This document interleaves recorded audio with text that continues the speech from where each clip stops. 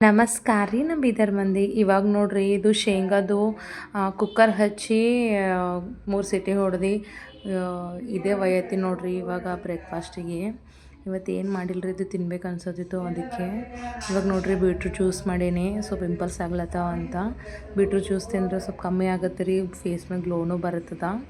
ಹಾಗಾಗಿ beetroot juice ಮಾಡಿಕೊಂಡು ಕುಡಿಲತ್ತೀನಿ ನೋಡ್ರಿ. ಟೇಸ್ಟ್ ಆಗೈತೆ ರೀ, ಸೂಪರ್ ಇತ್ತು.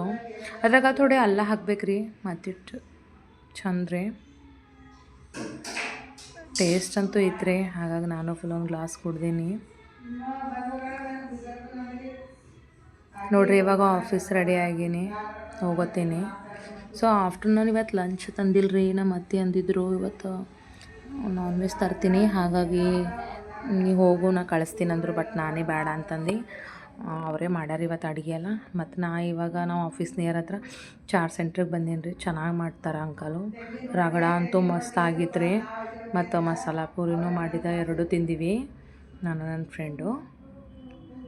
ರಗಡ ಮಸ್ತಾಗಿತ್ತು ರೀ, ಸ್ಪೈಸಿ ಮಾಡಂತ ಹೇಳಿದ್ದ, ಹಾಗಾಗಿ ಚಂದ ಮಾಡಿದ್ರಿ ಅಂಕಲು, ಸೂಪರ್ ಆಗಿತ್ತು. 35 ರೂಪೀಸ್ ಪ್ಲೇಟ್ ರೀ. ಸ್ವಲ್ಪ ಕ್ವಾಂಟಿಟಿ ಜಾಸ್ತಿನೇ ಇತ್ತು, ನನಗಂತೂ ಹೊಟ್ಟೆ ತುಂಬಿತ್ತು ನೋಡ್ರಿ. ಇವಾಗ ಆಫೀಸ್ನಿಂದ ಮನೆಗೆ ಹೊಂಟೀನಿ.